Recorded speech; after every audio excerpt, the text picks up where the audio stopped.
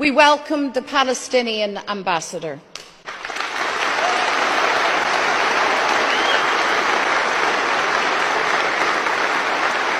The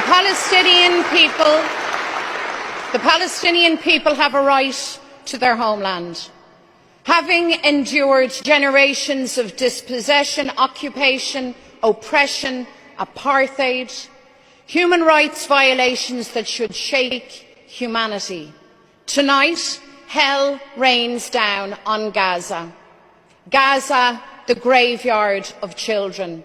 A child's life taken every 10 minutes. Israel claims to act in self-defense. Carpet bombing civilians, collective punishment, massacring children in their thousands is not defense.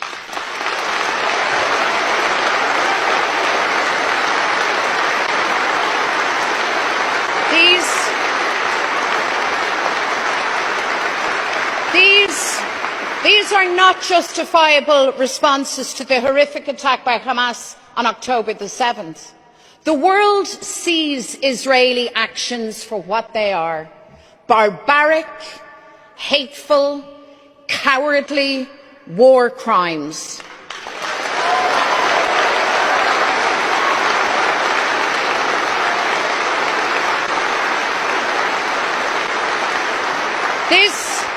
This is a moment of reckoning for world leaders, for the European Union, a test of commitment to human rights, peace, democracy.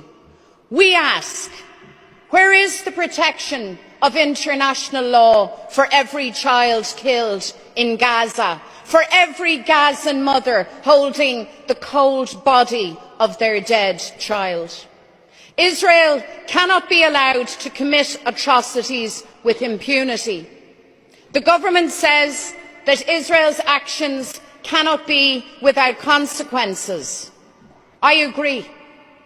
That is why the Irish government must take the lead and refer Israel to the International Criminal Court and send the Israeli ambassador home.